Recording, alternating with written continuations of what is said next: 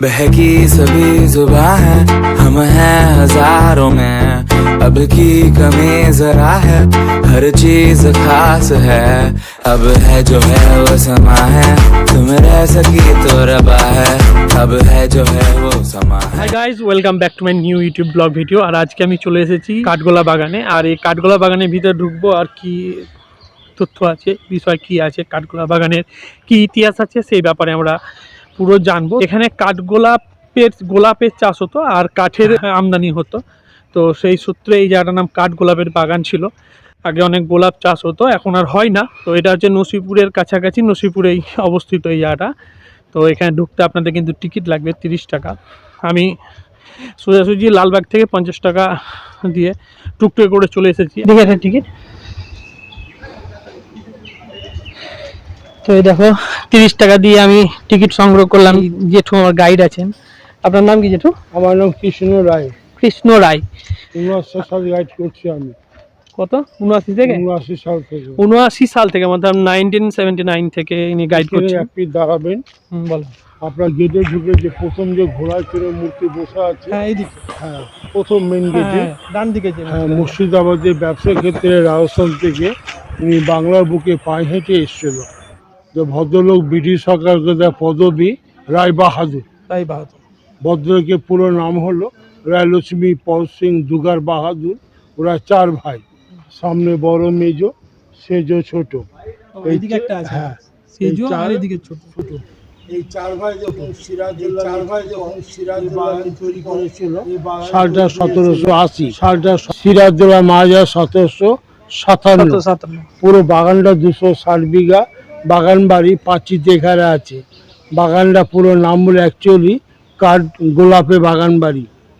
এরা কাঠের ব্যবসা করতো, গোলাপের চাষ করতো, কিছু গোপনে ব্যবসা করতো হীরা চুনি পান্না, দেবী সিং ডাকাতের ভয়ে। এই কাঠের ব্যবসা করতো ফর্স। আর আর বাগানটা পুরো নাম হলো অ্যাকচুয়ালি কাঠ গোলাপে বাগান বাড়ি। গোলাপের যে বাগানে গোলাপ চাষটা আছে, কাঠের ব্যবসা হয় না। পটা উঠে গেছে, নামটা শর্টে কাঠ গোলাপ হয়ে গেছে। এই যে বড় বাইরে ফলো করছেন, আমরা যাবো ওখানে ঢুকবো। এখানে বাগানে অনেক কটা বই শুটিং বা সিরিয়াল হয়েছে। আপনারা ঘরে বসে দেখেছেন দেবী চৌধুরী, সোনার বচন, মহাবীর তারাপীঠ, বেহুলা, আমি সিরাজে বেগম, দুটো সিনেমা হয়েছে। বলো দুর্গমাই আর যিশুর একটা হলো এক দেশ ছিল রাজা, আর লাস্টে হলো একটা শুটিং সিরিয়াল না সিনেমা, এটা একেন বাবু। আসার পথে যে টাইম থাকে আপনার ডান দিকে গেটটা খুলে ঢুকে যাবে চিড়িয়াখানা। চিড়িয়াখানা আছে, বিদেশি পাখি, খরগোশ, মাছ, উট পাখি সব আছে। চারদিকে সুড়ঙ্গ রাস্তা। এগিয়ে আসুন, এই জায়গাটা ফলো করবেন। যে আপনি জলটা ফলো করছেন, এই জলটা গঙ্গার জল, এটা গঙ্গা লেভেলে আছে। 250 বছর আগে জায়গাটা শুকনো পথ ছিল। এই পথে ব্যবসা করতে হলে 4 ভাই মারবাড়ি, হীরা চুনি পান্না, সমস্ত মালকড়ি কিন্তু নাম শুনেছেন। উনি মুর্শিদাবাদে ব্যাংকার ছিল, তার নাম ছিল জগৎ শেঠ, আসল নাম ছিল মানিক চাঁদ। তার বাড়ি রাস্তা যোগাযোগ 1.5 মাইল রাস্তা এখনো আছে, জলে বন্ধ। আচ্ছা, যে জগৎ শেঠ দেখে আসছেন বা দেখবেন জগৎ শেঠের, ওরা কাচারি ঘর। মুর্শিদাবাদে ব্রিটিশ আমলে বন্যায় ভয়ঙ্কর বন্যা, সে বন্যা মুর্শিদাবাদে দুটো ক্ষতি হয়েছিল। সিরাজের হীরাজিল আর জগৎ শেঠের আসল বাড়ি, 2 বাড়ি মা গঙ্গা ভেঙে যায়। ভাঙার পর এই জল ঢুকে যায়। যে বছর বর্ষা বন্যা জোর হয়, বাড়ে কমে, এতটুকু জল চলে আসে। আগে 2 দিকে জলের দাগ ছিল, 1 মাস হলো রং করা, সব দাগ মিটে গেল। তাই তৈরি 1780। এরা নাম হলো সুড়ঙ্গ পথ, গুপ্ত রাস্তা। উনি একজন নাম করা বিশ্ব আর্টিস্ট। ভদ্রলোকের নাম হলো মাইকেল অ্যাঞ্জেলো। হ্যাঁ, পুরো মাইকেল অ্যাঞ্জেলো। হ্যাঁ, পুরো পাথর কেটে কেটে বানিয়েছে। দেখুন তার রূপ চেহারা দেখবেন, হাতে কাজ দেখবেন, কেটে কেটে কাজবাবু। একটা গোটা পাথর, শিল্পী দিবাকর পাল। দিবাকরের হাতে কাজ দেখুন, প্রথম মাথার চুল দেখুন, পুরো বডি ভাঁজ, দেহর ভাঁজ, চাদরে ভাঁজ। 4 ভাই বললো দিবাকর, মূর্তি তৈরি করে অ্যাঞ্জেলা পায়ের কাছে হাত করো। হাতটা তৈরি করার পর দেখুন পায়ের কাছে হাত। ওই যে হাতটা রাখা আছে, হাতটা তৈরি করার পর চার ভাই মারোয়ারি ইংরেজকে দিয়ে সাহায্যের মতন ওই মিস্ত্রির হাত কেটে ফেললো, যেন এরকম মূর্তি পরে আর না করতে পারে। 30 বছর আগে দেখুন এটা নাকটাও ভাঙা দেখছি। সব বলা হবে, চুপচাপ শুনুন। এটা ওপেন ফাঁকা ছিল, জনগণ ঢুকে পড়তো, বহু কলেজ ছেলে ঝাঁপিয়ে পড়তো, অনেক মধ্যে ছেলে হারামি বদমাস নাক আঙুল ভেঙে দেয়। হ্যাঁ, এই যে মালিক আছে এখন শরিকানা, এটা জয়েন্ট প্রপার্টি, দেবত্ব সম্পত্তি, মালিক সঞ্জয় বাবু। এরা পরে এটাকে ঘিরে আটকে দেয়। সেটা চার ভাইয়ের কি নাম বললেন এখানে? ওই যে বড় ভাইয়ের নাম হলো, বড় ভাইয়ের টাইটেলটা সহ রায়লক্ষ্মী পদ সিং দুগার বাহাদুর। ছোট মেজ ভাইয়ের নাম হলো মহি পদ সিং দুগার, সেজ ভাই ধলা পদ সিং দুগার, ছোট ভাই তার নাম ছত্রপদ সিং দুগার। ওরা 3 ভাই বাহাদুর টাইটেল পায়নি, বাহাদুর একজনই পেয়েছিল। এই যে বড় ভাইরা ফলো করছে, এই যে সাদা নকশার মধ্যে লক্ষ্য করবেন খাজে খাজে 3টে করে মেয়ের যে মুখ আছে, এরা ব্রিটিশকে খুশি করতো। খাজে খাজে 3টে করে মহারানী ভিক্টোরিয়ার মুখ। হ্যাঁ, ব্যবসা ক্ষেত্রে সাহেবকে খুশি করতো। সাহেবরা ফলের মধ্যে আঙুর ফলকে ভালোবাসতো। চেয়ারে দেখুন ডিজাইন, চেয়ারের মধ্যে আঙুর পাতা, আঙুরের ফল, আর 2 চেয়ার ব্রিটিশ সিম্বল। তারা মধ্যে দাবা পাশে করতো, মধ্যে মধ্যে গল্প করতো। জাতি জৈন মাছ খায় না, এরা জীবহত্যা মহাপাপ। 200 বছর আগে পুকুরে মাছ ছিল 2.5 মণ 1.5 মণ। সে মাছের সাইজ বা কবর দেখাবো। এখন মালিক আকর্ষণ বাড়ার জন্য কিছু রঙিন মাছ দিয়েছে, মাছের ব্যবসা ফলো করবেন। একটা ভাঙা বাড়ি ফলো করছে, ভেঙে ফেলবে। ওর আগে অতিথি ভবন ছিল, সামনে একটা অফিস ঘর, পাশে রান্নাঘর। তিনি রান্না চালু করেছিল, এবার লোকজন খাবো তো নিরামিষ, কম পয়সায়। হ্যাঁ, এই করোনা হলো না, সব লকডাউন হয়ে গেলো, সব বন্ধ হয়ে গেল। রান্নাঘরে কাজ চলছে, পাইলিতে মাটি, চলো হাঁটি। আগে দেখো দিনে গার্ডেন, দেখো গার্ডেনগুলো আগের দিনে কাপ দিচ্ছে, সব ভেঙে ভেঙে বসানো আছে। আর হ্যাঁ, জায়গায় জায়গায় গামলা ফুলের টব, পাত্রে যে লাইনটা ফলো করছো 1 পিস টব। আর 4টে কোনায় এইসব গার্ড থাকতো, সিকিউরিটি গার্ড, গম্বুজ। হ্যাঁ, আগের দিনে। তো বন্ধুরা, আমি ভিতরটা দেখাতে পারলাম না, কারণ ভিতরে ক্যামেরা অ্যালাউড ছিল না। আমি বাইরে এলাম, বাইরে এসে আমি এই পুরো জায়গাটা দেখছি। আমি আগে বিষয়টা শুনিনি, তোমরা তার সঙ্গে গাইডের মুখে শোনো। আমি শেষবেলায় এর জিস্টটা তুলে আপনাদেরকে শুনিয়ে দেবো।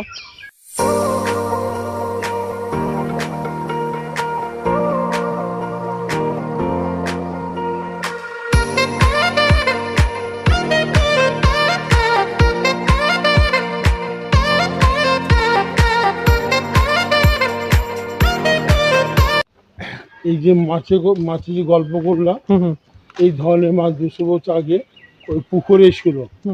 তো মাছে ওরা নাম রেখেছিল হীরামতি। এরা জৈন ধর্ম, মাছ খায় না, এরা জীবহত্যা মহাপাপ মারোয়ারি। আর তো মাছ মারা গেলে তাকে সমাধি দেওয়া হতো। যে মাছটা মারা গেছিল এখানে প্রথম, তার নাম ছিল হীরা, তার সমাধি এখানে দিয়ে আছে। আর মতির কবর আগে দেখাবো। হ্যাঁ, এদের মধ্যে ভাগ আছে জৈন ধর্মে, দিগম্বর আর শ্বেতম্বর। এটা হচ্ছে শ্বেতম্বর, সাদা বস্ত্র, সাদা ড্রেস পরতো। আর দিগম্বরটা উলঙ্গ, ন্যাকেট। হ্যাঁ, ন্যাকেড। ন্যাকেট।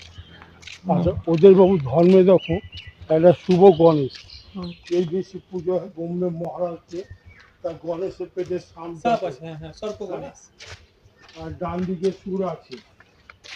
আর এটা ভাই আগের যুগে ভাই ইদারা, ছোটকে কুয়ো বলে না, ইদারা। এরা ফাঁকা বেদি ফলো করছো। তাকে বাচ্চারা বলতো শীষ মহল। ওরা পুরো কাঁচের সেট ছিল, গোলাপ ফুলের গার্ডেন ছিল, ওরকম নতুন করেছে শৌচালয়, বুঝছো। তো সাহেবকে খুশি হতে 4 ভাই, সে মহিলার নাম ছিল হীরাবাই।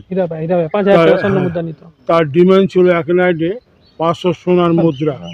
500 ওটা বেশি বলে, 500টা তো বিশাল ব্যাপার। আর ওরা বলে ঘন্টা 5,000। তাই বলে? হ্যাঁ হ্যাঁ, বলেনি বলে বলে। রাত এক রাত্রি শেষ হয়ে যাবে। হ্যাঁ হ্যাঁ হ্যাঁ। আগে ছিল নাচমহল, হয়ে গেছে ফাঁকা মহল। আগে চলো, ওর ডিমান্ড ছিল এক নাইটে 500। হুম হুম। হ্যাঁ, আবার বলে এর ভিতর থেকে বলে বাইরের দিকটা দেখা যেত। বলছি কাজটা আগে এমন কাজ ছিল, 200 বছর আগে বেলজাম কাজ, সাহেবরা ভিতর থেকে বাইরের লোকে দেয়। আর ওরা কি করছে না করছে বাইরে থেকে ভিতর দেখা যাবে না। আজকাল তো অনেক কাজ বেরিয়ে গেছে না। হুম হুম হুম। তো আগেকার উন্নত ছিল আগেকার কাজগুলো। এই যে একটা ছোট মূর্তি ফলো করছো, এটা ভৈরব মূর্তি, শ্বেত ভৈরব। শ্বেত ভৈরব। চার ভাইকে শিক্ষা দীক্ষা গুরুদের, এরা গুরুজি আশ্রম, গুরুজির আশ্রম। ওদের মধ্যে ভাগ আছে, বুঝতো বললাম না। শ্বেতাম্বর দেব। হ্যাঁ, একটা মূর্তি, এটাও শ্বেত ভৈরব। শ্বেত ভৈরব। আর এটা কি ভৈরব কি মহাদেবী শিব এটা নাকি? শিবের মূর্তি, ভৈরব এটা আলাদা। একটা মাছের কবর, মূর্তির কবর। মতি। একটা মূর্তি ফলো করছো, এটা কাল ভৈরব। এটা ভৈরবজি, এটা কাশিতে আছে। হ্যাঁ, কাশিতে বড় মন্দির, বড় মূর্তি, কাল ভৈরব। শুকুর বাপ।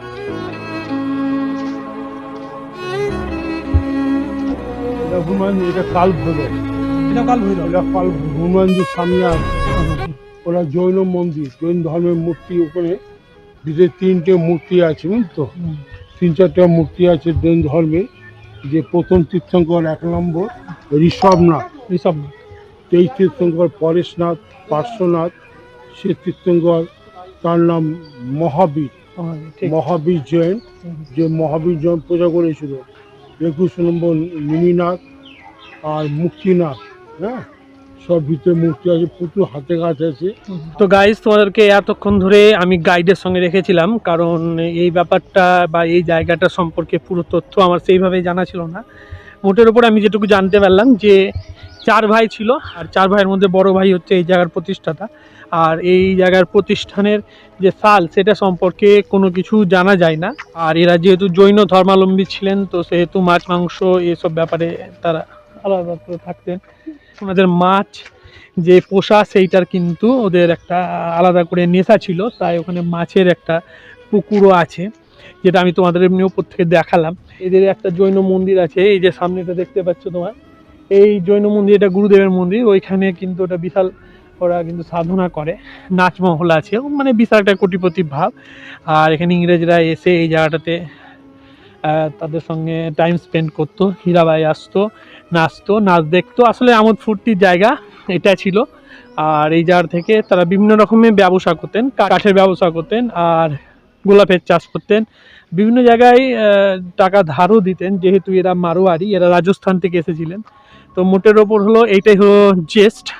তো এই জায়গাটায় এসে আমার খুব ভালো লাগছে। আর আপনাদেরও দেখার আছে, এইসব জায়গাতে দেখতে পাচ্ছেন গোলাপের, অনেক ধরনের গোলাপের কিন্তু গাছ আছে, আমি দেখতে পাচ্ছি। এখানে বিভিন্ন ধরনের গোলাপের চাষ আগেও করা হতো। মোটের উপর জায়গাটা খুব ভালো। আপনারা যদি মনে করেন যে এই জায়গাটা আমি আসবো একদিনের জন্য, তো অবশ্যই আসতে পারেন, কিন্তু হাতে টাইম নিয়ে আসবেন, কারণ এখানে এলে আপনাকে হাতে অন্তত 2 ঘন্টার টাইম নিয়ে আসতে হবে, কারণ পুরো এলাকাটা এর অনেকটা বড়। কারণ আমি যখন বাইরে বাইরে ঘুরলাম, তখন দেখলাম এই জায়গাটা অনেকটা বড়। প্রায় পুরো এরিয়াটা যদি আপনি ঘোরেন, তাহলে 1 থেকে 1.5 কিলোমিটার হবে। এখানেও আগে মূর্তি ছিল, মানে যেরকম এখানে ওই সামনেখানে ওই দিকে মূর্তি ছিল। তো এই বিভিন্ন মূর্তি আর এখন আর নাই, আগে ছিল।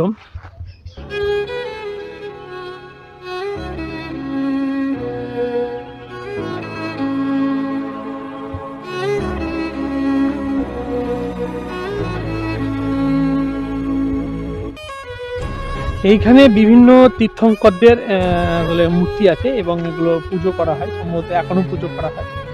তো যাই হোক, মোটের ওপরে যদি ভিডিওটা ভালো লাগে, তো অবশ্যই আমার চ্যানেলটিকে লাইক, শেয়ার এবং সাবস্ক্রাইব করে দিও। আর তোমাদের একটা কথা বললি, যে লাইক এবং সাবস্ক্রাইব করতে কিন্তু পয়সা তোমাদের কোনো লাগে না, তাই অবশ্যই লাইক, শেয়ার, সাবস্ক্রাইবটা করে দিও, কারণ এটা আমাকে অনেক অনেক অনেক বেশি মোটিভেট করে। তোমরা জানে, তোমার অনেকেই হয়তো বিভিন্ন ধরনের প্রশ্ন করবে যে এখানকার যে মালিক বা পূর্বপুরুষ তারা এখন আছেন কিনা। কারণ আমি ভিতরে দেখলাম সর্বভারতীয় কংগ্রেসের যে দলটা, কংগ্রেস দলটা, তার মধ্যে কিন্তু এনার পরিবারের অনেকেই আছেন। আর সেহেতু এনার বংশধররা এখনো পর্যন্ত জীবিত আছেন। এনারা আসেন এখানে, মনে হয় সম্ভবত এই যে সামনে মন্দিরে যখন পুজো পার্বণ কিছু হয়, অনুষ্ঠান হয়, তখন এনারা আসেন। হ্যাঁ, এই সব তখনই তারা এক জায়গায় মিলিত হন। তো যদি কোনোদিন সম্ভব হয় যে তারা যদি এসেছে, আমি তখনই আসবো তোমাদেরকে। আর এই জায়গার ব্যাপারে যদি আরও বিশদ তথ্য তোমাদের কোনো জানতে ইচ্ছা করে, তো সেটাও আমি দেখাবো। এই দেখো, আমি নাচঘরটা স্কিপ করে গিয়েছিলাম তোমাদের থেকে। নাচঘর আর মিউজিয়াম, তো এটা হচ্ছে সেই নাচঘর। এখানে বেলজিয়াম কাঁচ দিয়ে পুরোটা ঢাকা ছিল। বেলজিয়াম কাঁচের তখনকার যে সিস্টেমটা হলো যে বেলজিয়াম কাঁচকে ভিতর থেকে আমি বাইরে দেখতে পারবো, কিন্তু বাইরে থেকে ভিতরে কিন্তু দেখতে পাওয়া যাবে না। আর এখানে নর্তকীরা নাচ করতেন, বিভিন্ন ধরনের নর্তকী আছে, এমন নয় যে হীরাবাই আসতো, বিভিন্ন ধরনের বাইজি এখানে আসতো এবং নাচতো। তো তাদের এখানে নাচার জন্য ব্যবস্থা, আর তারা এখানে থেকে পুরো এলাকাটায় দেখতেন। তো মোটের উপর যদি ভিডিওটা ইনফরমেটিভ মনে হয় আর ভালো লাগে, তাহলে অবশ্যই চ্যানেলটিকে লাইক আর সাবস্ক্রাইব করে দেবেন। আজকের জন্য এত দূর, বাই বাই।